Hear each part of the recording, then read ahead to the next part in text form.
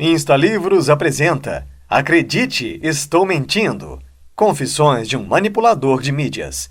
Ryan Holiday. O autor, Ryan Holiday, é um estrategista de mídia que estudou e desenvolveu habilidades de manipulação de mídia online, com o objetivo de faturar com publicidade e aumentar o lucro de portais de notícias, empresas, artistas e blogs. Neste livro, Ryan abre o jogo de como funciona essa indústria e mostra um sistema que foi projetado exclusivamente para enganar, persuadir e roubar cada segundo do recurso mais precioso do mundo, o tempo das pessoas. Ele mostra algumas táticas e estratégias usadas no ramo. O autor também nos mostra por que os blogs são importantes, como eles direcionam as notícias e como podem ser manipulados. Na sequência, conta o que acontece quando se faz isso, como pode dar errado e as consequências perigosas do sistema atual de jornalismo. Ele explica os métodos usados para manipular jornais nos níveis mais altos, a fim de mostrar para você, leitor, internauta ingênuo, como funciona a indústria do marketing e mídia digital. Depois de ler este livro, você só terá em mente a frase: tudo é armação. Introdução. Um homem encontrou um pacote em sua porta. Neste pacote estava um monstrinho, fofo como um cachorrinho. Esse homem resolveu ficar com ele e criá-lo. Quanto mais esse homem o alimentava, mais o monstro crescia, se tornando amedrontador e difícil de repreender. O homem ignorou os riscos e um dia, brincando com um enorme monstro, ele o atacou e quase matou aquele homem. A consciência daquele homem de que o monstro poderia atacá-lo chegou tarde demais. O monstro já tinha vida própria. Assim foi a história de Ryan com seu monstro, o admirável mundo da mídia. De tanto alimentá-lo sem perceber as consequências, muitas coisas foram destruídas. Ele criou falsas percepções através de blogs e sites que levaram a decisões ruins e conclusões erradas. Decisões reais, do mundo real, que afetaram muitas pessoas. Ações de empresas sofreram grandes quedas, da ordem de dezenas de milhões de dólares, devido a notícias vindas das mesmas fontes duvidosas que Ryan frequentemente enganava com histórias falsas. Este é um livro de ensinamentos, não para ensinar as formas erradas de se obter lucro com a internet, mas sim mostrar que através delas você pode sim contribuir com um círculo vicioso ruim, que não afetará só as pessoas do outro lado, mas a você mesmo. Um estudo de caso. Ryan promovia um filme para Tucker Max, um escritor americano que estava lançando seu primeiro filme de comédia baseado em suas crônicas. Então saiu de madrugada e simulou um vandalismo em uma placa de outdoor do filme, pela qual Tucker tinha pagado, para parecer que alguém estava muito incomodado com o lançamento daquele filme. Ryan tirou fotos do seu próprio vandalismo e enviou-os para um blogueiro da região, através de um endereço de e-mail falso. O blogueiro publicou a notícia e rapidamente ela apareceu em um canal de TV aberta dos Estados Unidos. Ryan afirma que esse tipo de ação funciona com quase qualquer assunto: vender livros, conseguir doações para caridade e até mesmo lançar grandes hits musicais. No caso de Tucker, ele saiu primeiro em um blog local, depois no Huffington Post, um dos maiores portais dos Estados Unidos, e terminou em uma matéria da rede de TV americana CBS. Como funcionam os blogs? Hoje em dia, o veículo de comunicação principal é a internet. Nela, as pessoas se comunicam de forma rápida e automática. Isso é um grande avanço, mas também um perigo. Da mesma forma que nos comunicamos, nós fazemos tudo o que precisamos na internet. Trabalhamos, estudamos, compramos coisas, nos relacionamos, buscamos de alguma forma informação. O tempo, que sempre foi escasso, é agora gasto para acompanhar as informações da internet, desde fofocas relacionando artistas, inúmeras notícias de outras partes do mundo, a economia atual, os escândalos, a política, entre outros assuntos. É assustador como as pessoas hoje em dia sabem tanto das coisas. Tudo que é visto na internet é repassado de forma automática aos demais, sem reconhecer fontes verídicas de cada caso. Tudo é compartilhado como se fosse verdade. Mesmo que algumas informações sejam verdadeiras, muitas delas são colhidas de blogs pequenos e redes sociais. É assustador analisar a rapidez que as redes têm em dimensão aos acontecimentos, como no caso de um usuário do Twitter, que foi o primeiro a transmitir a informação de que Osama Bin Laden havia sido morto. A notícia se propagou pelas redes sociais, chegando aos blogs antes mesmo de chegar às redes importantes de notícias, inclusive enquanto o presidente Barack Obama era informado dos detalhes do acontecido no Paquistão. Essa é uma história real que assusta, ao mostrar o poder da internet. Muitos veículos de comunicação, sites e blogs estão apenas repassando algo que nem eles mesmos têm certeza da veracidade, e só repassaram para os internautas pois precisam de rapidez na informação, precisam de pautas, materiais para postarem e postam tudo da forma mais cruel, inventando histórias, plantando casos, distorcendo fatos. E nós, o público leigo e ingênuo, usamos as nossas redes sociais para propagar tais notícias. Toda notícia, na maioria das vezes, vem primeiro de um blog, pequeno ou grande. Cada blogueiro precisa propagar informações, ter material para que muitas pessoas continuem visitando sua página. Então é aí que começam os problemas. Muitos blogs e redes sociais propagam informações plantadas, distorcidas ou inventadas, que são vendidas para outros blogs maiores e que, a partir daí, são repassadas para os sites de notícia e transformadas em notícias do jornal televisivo. Nenhum jornal é capaz de conseguir tão rapidamente essas informações por não estarem no lugar ou no ato da notícia para trazê-los à tona. É aí que eles procuram fontes importantes para absorver informações a fim de reproduzir uma notícia. A última etapa disso tudo é que, além de assistirmos ao jornal, nós também lemos na internet, e é isso o bastante para propagarmos em redes sociais. Nem tudo é verdade. A verdade muitas vezes não é dita. Um exemplo claro são as eleições. Como candidatos que conseguem chegar ao topo e depois de eleitos continuam em uma corrente de notícias nas redes sociais. Essas correntes de ambos os lados muitas vezes são mentirosas. Informações são plantadas e distorcidas a fim de fazer a sua mente e fazem de meros leitores militantes de redes sociais, algo gravíssimo. Mas por que isso tudo acontece? É uma resposta simples. Lembra do caso Tucker Max? Eles precisam inventar polêmicas para produzir lucro, para promover algo, para mudar rumos, para denegrir e acabar com carreiras para que outros cresçam, para faturar.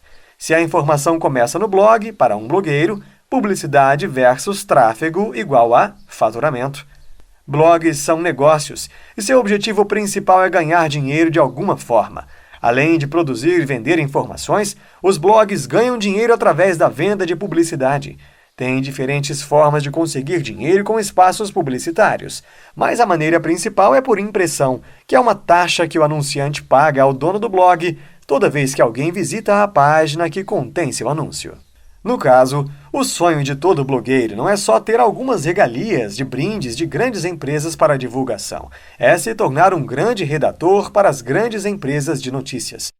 Caso o blog tenha muito volume de tráfego, ele pode ser visado por uma grande empresa de mídia, a fim de vendê-lo, para através dessa mídia transformá-lo em mais dinheiro. Quanto maior o tráfego de um blog, mais ele vende. Desvendando as táticas. Como muitos sabem, nem todo blogueiro ganha dinheiro com seu blog. Quando um novo blog tem informações boas vazadas, ele começa a ser procurado por empresas desesperadas em cobrir notícias. Ryan fala que é preciso, no começo, criar um nome, fazer uma reputação e viver dedicado a isso. Muitas empresas pagam para um jornalista ou blogueiro escrever sobre elas mesmas, a fim de conseguir visibilidade. Credibilidade é tudo o que se tem a vender, mas infelizmente já não funciona como modelo de negócios. É preciso vender o que eles querem, falar o que a grande mídia quer ouvir, mesmo que não seja confiável.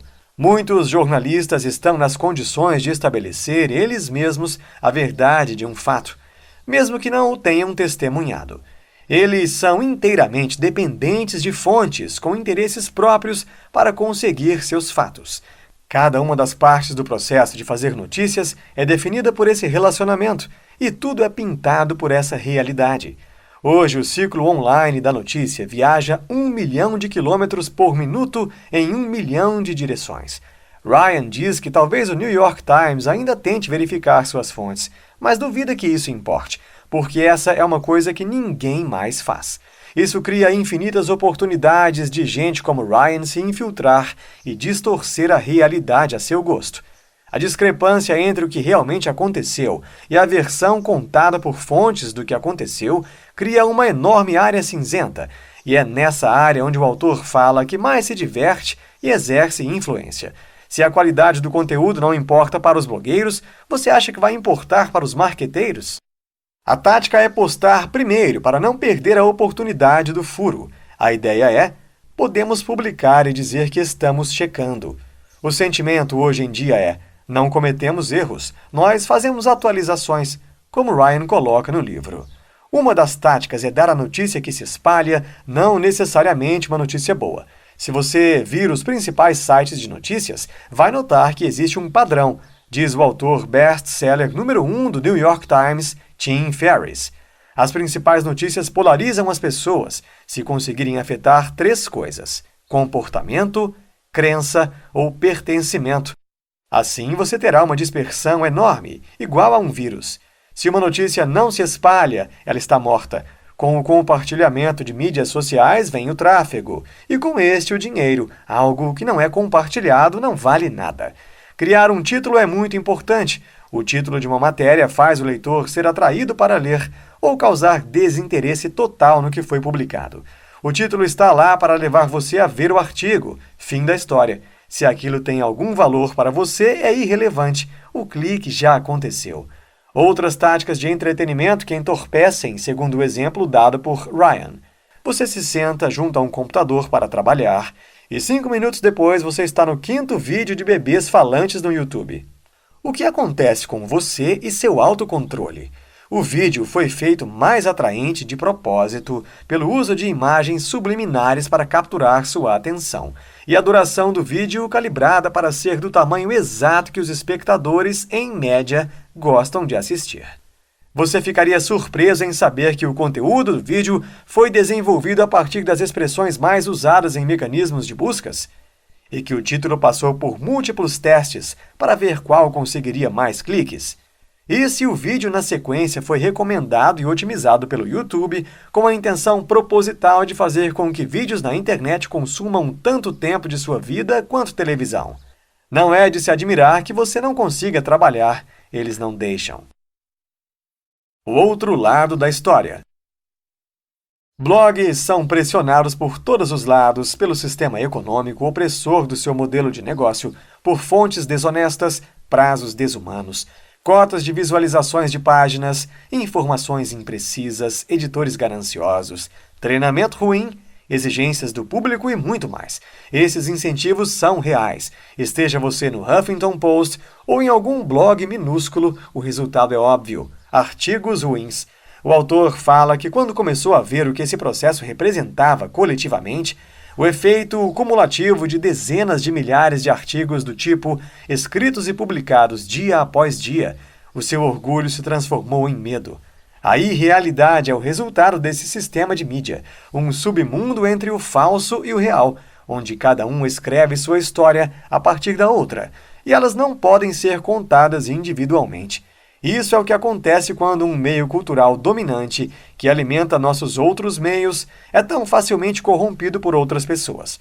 Quando notícias são definidas não pelo que é importante e relevante, mas pelo número de cliques. Quando o ciclo desses cliques é tão rápido, a notícia não pode ser nada além de medíocre e incompleta. Quando escândalos dúbios pressionam políticos a renunciar e afundam propostas eleitorais ou derrubam milhões do valor de mercado de empresas negociadas na bolsa, quando as notícias são patrocinadas em artigos sobre como a história se desenrolou, irrealidade é a única palavra para descrever essa situação, como o escritor Daniel Boorstin no livro The Image, A Guide to Pseudo, de 1962. Isso é um matagal que fica entre nós e os fatos da vida. O novo entretenimento. Há mais de 25 anos, em Amusing Ourselves to Death, divertindo-nos até a morte, Neil Postman argumentou que as necessidades da televisão, então o principal meio para comunicar ideias, passaram a determinar a própria cultura que ela deveria representar. O entretenimento é o motor da televisão. Tudo que a TV toca, da guerra à política e à arte, tem que inevitavelmente ser transformado em entretenimento. A TV teve que criar um mundo só dela, um mundo falso para atender às nossas necessidades. E nós, o público, assistíamos ao mundo falso na TV, o imitávamos e ele se tornava a realidade em que vivíamos. O meio cultural dominante determina a própria cultura. A televisão não é mais o principal cenário da cultura, e sim a internet, os blogs, o YouTube, o Twitter. As exigências desse meio controlam nossa cultura exatamente da mesma forma que a televisão já fez. Você já viu qual o sistema econômico por trás da disseminação de notícias online? Em vez de transformar o mundo em entretenimento, essas forças o reduzem a conflito, polêmica e lixo. O blog não tem escolha senão virar o mundo contra si mesmo em troca de algumas visualizações a mais, virando você contra o mundo para que leia seus artigos. Eles produzem uma internet tão falsa, de má informação, que poucas pessoas, incluindo fornecedores do sistema, são capazes de distinguir o que é fato e o que é ficção, o que é boato e o que é realidade. Isso é o que fazia muitos manipuladores como Ryan ganhar o seu pão. O que Ryan revelou no livro é mais do que o suficiente para nos mostrar o que acontece nos bastidores e os segredos revoltantes segundo os quais operam sites e seus editores milionários. Blogueiros mentem, distorcem e atacam porque assim ditam seus interesses. Esse meio acredita que dá às pessoas o que elas querem, quando fornece informações simplificadas, sensacionalismo e fofocas, e isso cria infinitas oportunidades para manipulação e influência. Colhemos irrealidade, rodeados por ilusões. Atacamos nossos irmãos por sua própria humanidade. Comemoramos a nós mesmos como disfarce para nossa apatia e confundimos publicidade com arte. A missão de Ryan no livro foi rasgar a cortina e expor um problema que até aqui todo mundo teve medo ou interesse demais para discutir abertamente. A internet está irremediavelmente violada no nosso meio cultural. Todos os aspectos de nossa sociedade sofrem devido a esse sistema econômico, e todos nós estamos alimentando o monstro. Quando pessoas inteligentes leem, elas se fazem uma pergunta simples: o que vou fazer com essa informação? Não existe aplicação prática em nossas vidas para o que a maioria dos blogs produz, a não ser distração. Quando os leitores exigirem qualidade ao invés de quantidade, o conteúdo da internet vai mudar. Manipulações e marketing se tornarão mais difíceis. O desencorajamento do autor. A mídia social é uma indústria que hoje emprega milhares de pessoas, e você pode estar apenas começando nela. O autor avisa que, se você procurar o tipo de atenção que ele buscou descrita no livro, usando as táticas que ele utilizou, haverá consequências indesejadas, como as que sobrevieram ao autor. Pense nisso seriamente. Há uma guerra, só que contra você. Todos nós lutamos incontáveis batalhas por sua atenção e faremos de tudo para consegui-la. O resultado é um ciclo de incentivos errados do qual não se pode escapar. Como sociedade, não precisamos nos submeter a um sistema de mídia abusivo, como se aqueles que controlam estivessem no comando, e não nós ou nossas leis. Calúnias e difamações, se provadas, são crimes ou exigem uma retratação notável por parte do editor. Conhecimento e lucros não vêm facilmente. A ilusão de que essas coisas são fáceis foi o que alimentou o monstro. Se, como sociedade, pudermos aprender essa lição, e se aprendermos a apreciar o trabalho duro, iremos poupar muitos problemas e danos colaterais. Temos de lembrar, não existe caminho fácil. Insta Insights. É importante fazer uma autorreflexão para entender se estamos usando a internet da forma certa. É importante desenvolver a capacidade de analisar os fatos e fazer inúmeras pesquisas concretas a fim de verificar a veracidade das notícias. Nunca devemos repassar informações em nossas redes sociais sem comprovações. Para obter lucro com a internet, é necessário ralar muito. Devemos ficar atentos às pegadinhas online, que contribuem com nossa falta de foco no trabalho. Ter um blog ou ser um blogueiro não necessariamente é errado, desde que você contribua com seriedade e embasamento em suas matérias. Não escolha, em hipótese alguma, o caminho da invenção e da mentira. Você pode se dar muito mal. Neste livro, você aprendeu que é importante, como leitores e consumidores de notícias da internet, ter desconfiança e ir atrás antes de propagar mentiras nas nossas redes sociais. Nem tudo o que lemos é verdade, e isso é feito para fins lucrativos. Cada vez que alimentamos sites sem procedência, damos automaticamente lucros aos mesmos. Se estivermos do outro lado, criando conteúdo de mídia, é sempre importante testar a veracidade dos fatos e priorizar construir um material verdadeiro. Escolher um caminho curto é a porta para um futuro com consequências ruins. Mais cedo ou mais tarde, a mentira aparece. E ter credibilidade não é só questão de atestar algo verdadeiro, mas sim questão de caráter. Gostou e quer aprender mais? O Insta Livros recomenda a leitura de Foco, Daniel Goleman.